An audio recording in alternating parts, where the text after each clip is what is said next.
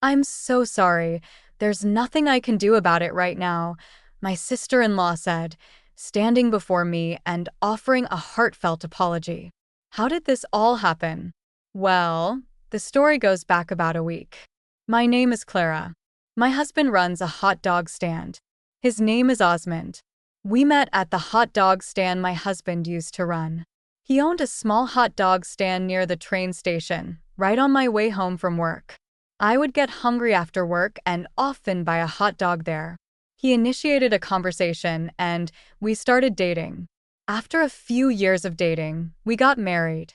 The first time I met my sister-in-law, who is now apologizing deeply in front of me, was at a family meeting. Nice to meet you. I'm dating your brother. Please treat me well. Nice to meet you. I'm not perfect, but I'm his sister, so please be kind. At that time, I thought a nice person had come into our lives. My brother runs a reasonably large company, and my sister-in-law is the one who supported him, or so he said. He spoke highly of her, calling her a solid and good wife. But a few years after my brother got married, my sister-in-law's true nature began to show. Every time she came to visit her parents' house, she had more designer items, and her social media was filled with photos of luxury hotel lunches with friends and designer cosmetics. We let it go as long as it didn't affect us, but eventually my sister-in-law began to demand persistent comments. Sister-in-law, why don't you comment on my social media? I only browse. Don't you have any pictures to post? No, I use social media to gather information and look at others' posts. Wouldn't it be nice to comment once in a while? Maybe if I feel like it. Please comment at least once. I'm not doing it just because you tell me to. I was annoyed with her constant requests for comments, so I started ignoring her. For a while, she said in a small voice, "You're such a buzzkill, boring." From that moment on, I decided to avoid my sister-in-law more than necessary. I wanted her to understand that I wasn't the type to get overly friendly, but she was thick-skinned and kept asking for comments several times afterward. Ignoring her each time, she finally gave up on the comments. Since we rarely met, I thought I could spend my time comfortably, but whenever I went back to my parents' house, our schedules would coincide, making me feel depressed every time. It happened again during my recent visit home. Sister-in-law, what do you think of this bag? It's cute, isn't it? It's a brand new collection. I'm not interested in that sort of thing. Come on now, every girl loves brand name bags, don't they? I genuinely had no interest in brands or expensive accessories, but it seemed to have struck a nerve with her that I wasn't envious. She said, "You don't have to pretend. If you're jealous, just admit it. I can even give you my old one." I was actually disinterested and annoyed, so I replied, I really have no interest. Besides, I think those things are best left to those who like them. What's your problem? Stop being so stubborn, she snapped and left without waiting for my brother to return. When my brother got home, I protested because I thought her behavior was too much. Hey, can you do something about your wife? What happened? She made a comment that clearly looked down on me earlier, and it made me really uncomfortable. What do you mean? I told him all about her constant nagging for compliments and her condescending remarks, like offering to give me her old things. Recently, she's been treated like a CEO's wife by her housewife friends, and I think it's gotten to her head. I'll have a firm talk with her too, but I'd like you to handle it smoothly. I don't want to fight either, but I don't feel like we can be friends. Just remember to keep our relationship to that of relatives. I understand. Sorry for the trouble. I want to say it's not your fault, but she's your wife. Just remember that it affects your reputation. I understand. After that, we lived peacefully without meeting. There were a few occasions, like weddings or funerals, when we had to meet. Every time, I kept my distance, and she seemed to understand, which made me feel relieved. However, during the greetings at my wedding, I was reminded that people don't really change. When my husband and I were getting married, we had a family introduction dinner with my brother and sister-in-law, my parents, and my husband's parents. Even my sister-in-law, I thought, would not say anything inappropriate in such a setting, but she messed up. By the way, what kind of work do you do? I run a humble hot dog stand. Oh, really, a chain? No, it's an independent shop. A hot dog stand? That's not even part-time work. Hey, come on. But it's a hot dog stand, right? Even if you were the manager of a chain store, it's still just okay. At that point, my brother was pale, and our parents were staring at my sister-in-law with disbelief. Are you going home now? Yes, I'm heading home. Come on. I wanted to hear more about the hot dogs. I was furious at my sister-in-law's mocking tone. Look, I've been wanting to say this for a while. Can you please stop making fun of people in the way you speak? I'm not doing that. Yes, you are. You're overthinking it. But it seems I'm intruding, so I'll make my exit now. With that, she clicked her heels and left. But I kept glaring at my sister-in-law. I'm sorry. I apologize. She wasn't always like this. It's fine. I know my job is easy to make fun of, so I'm okay with it. I'm truly sorry. After that, there was a brief bout of apologies, but the meal without my brother's family ended in a harmonious atmosphere. Even after the meal, I kept apologizing to my husband, but he seemed unfazed by his easygoing personality.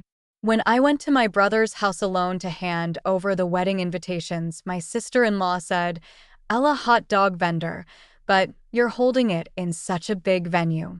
What does being a hot dog vendor have to do with it? Can you afford a dress change? If you have complaints, don't come."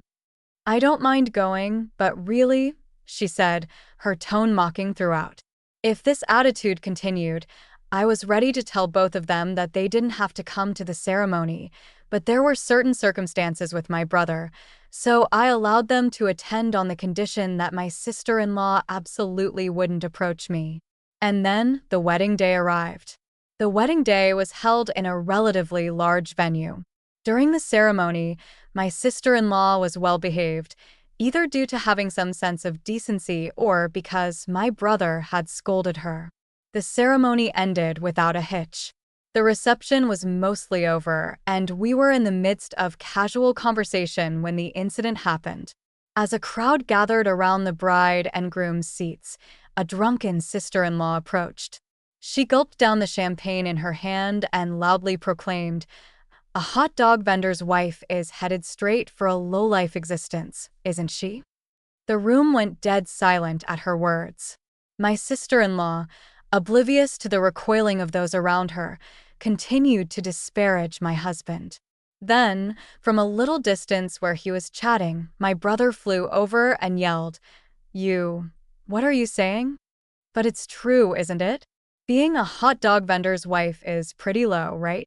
She'll spend her life filthy in front of the kitchen. That's how it feels."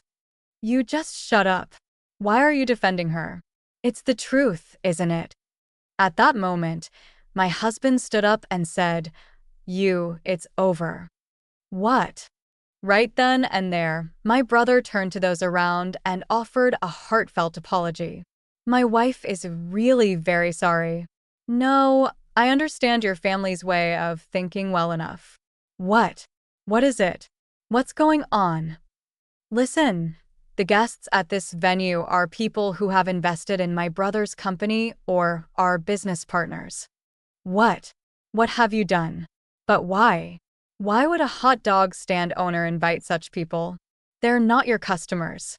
Osmond, you see, runs the hot dog stand as a hobby. He's an investor, far wealthier than us, and holds a much higher position. He's been investing in my company and even made contracts because my sister was getting married. He ruined everything. No way. Yes, my husband's true identity is that of an investor. He found success at a young age and started a hot dog stand as a hobby while continuing his investments. However, he mostly entrusts others with the work. He has a large network but lives modestly without any extravagant lifestyle. I was surprised when I found out he was an investor, but I admired his attitude of being wealthy yet living modestly and only spending money on what's really needed, which led me to marry him. After that, my brother took my sister-in-law away, and the event ended early, blaming a sudden illness in the bride's family. Of course, any after-parties were canceled. My sister-in-law was summoned to a family meeting. The result was the apology at the beginning. As a result of the family meeting, it was the majority opinion that future dealings should be avoided if my sister-in-law is around. Although they acknowledge my brother's work, they think that trouble will eventually arise if my sister-in-law is present. I agree with that. After all, it did become a big issue. Please forgive me, I apologize. I want to protect the company, and I can't go on with you. Divorce. You can ruin someone's wedding and still ask for forgiveness? Impossible. If you're here, I could never enter this house again. Divorce. I can't either. I can't associate with someone who thinks like that. The family's opinion was consistent. If my sister-in-law is involved, it's impossible. If anyone had taken her side, they would have had to think about the future, but fortunately, everyone agreed. The compensation will be offset by the cancellation fees for the after-party and the post-party, as well as the return of the gifts. Your family has been notified. Pack up and leave by this weekend. What? Why do we have to pay for that? Of course, you have to. We couldn't hold the after-party or the post-party, and we had to return the gifts because you ruined the wedding. We're all business owners, so the amount of money is significant. If you don't believe it, look at the recorded amount. Indeed, the amount returned was quite large. First, most of the attendees were business owners, and since many of them had invested in my husband's company, many were generous with their gifts. The total amount came to about $50,000.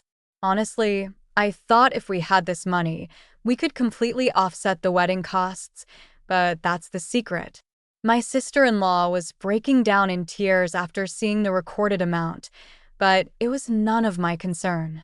You should have behaved yourself. But I didn't know. You shouldn't look down on people just because you didn't know, and you shouldn't judge people by their profession. But you said you were a hot dog vendor. I didn't say anything wrong. I was going to explain later, but you're the one who made a fuss. You didn't even tell me about the people at the venue. You were planning to be mean from the start. If you were truly involved in my brother's work, you'd certainly recognize those faces. No need to tell you. Besides, if you were really friends with me, you'd know who is coming and what positions they hold. Yes, she only supported my brother at first. After that, she seemed to focus on having lunches, dinners, practice sessions, and fun with the president's wives, so she didn't know the faces of my brother's business partners, nor did she know about her relationship with her husband. She didn't even know what kind of work my brother was doing now. If she had been working with my brother, she should have known who the business partners were, and normally, she should have supported him as an entrepreneur's wife. But my sister-in-law said, "I'll work hard on my relationships with women, so you work hard at your job." Entertaining the president's wives is part of the job, and she didn't seem to listen. Though he tried to tell her several times, my sister-in-law maintained an attitude of, "I'm doing my best on my own," and it seemed like my brother had given up. You're the one who cut off the friendship. I don't like your snide remarks. They belittle me. Besides, you don't normally say things to diminish the groom at someone's wedding. You keep it to a greeting. My sister-in-law was sobbing like a child, but it had nothing to do with me. Sorry, but can you take her away quickly? She's noisy. I apologize, but my daughter's parents are coming here to pick her up today. What's that? You never intended to forgive her in the first place. Of course not. Because I'm turning a blind eye to your overspending, so be grateful. Or shall I charge you the 80,000 for the overspending? It won't be offset. Inwardly, I thought so. She overspent beyond our means, huh? But I felt a little lighter knowing I didn't have to deal with my sister-in-law anymore. After a while, my sister-in-law's parents arrived and tried to apologize deeply at the entrance. But I said, I don't need that, and I don't intend to forgive her. Can you please take her back quickly? My sister-in-law's parents simply said, we're sorry, and took my sister-in-law away. Later, I received a DM from my sister-in-law on social media. I'll never forgive you for stealing my glamorous life as a CEO's wife. You're rich, so pay me $100,000 as compensation for ruining my life, or let me meet my brother and tell him that I've forgiven him, so we should remarry. I'll forgive you for ruining my life if you do that, and send me gifts for the birthdays and anniversaries you've missed. I'll forgive you if you send me some of the latest designer bags. The DM read. I quietly forwarded it to my brother. From what I heard, my sister-in-law seems to be living alone in a small apartment, having even been kicked out of her family home. Apparently, after the divorce, she'd written something like a contract stating that if she ever tried to contact me or my brother, she would have to pay a used-up fee. Since she broke that agreement, my sister-in-law received a bill for $8 million. My sister-in-law tried to get her parents to pay, but my sister-in-law's parents were a typical middle-class family. Even though she's the only daughter, it was not an amount they could casually pay. As a result, they told her to pay it on her own and that they knew nothing about it, and she was driven out of her family home, now pursued by my brother for repayment. For a while, I kept an eye on my sister-in-law's account, but whether she ran out of photos or her friends found out about the divorce, my sister-in-law's social media account was gone before I knew it. As for me, I'm working happily with my husband. The work is tough since it's a new job, but chatting with my husband's investment clients and students after school makes it enjoyable. Since my husband isn't fond of luxury, we live a modest life together. The other day, I thought I saw my sister-in-law. She looked completely different from her once neat appearance, wearing saggy old sweatpants and cheap slippers, carrying shopping bags. I thought if only she had listened to what people told her, this wouldn't have happened. But I decided it was a waste of time to feel sorry for her and stopped thinking about it.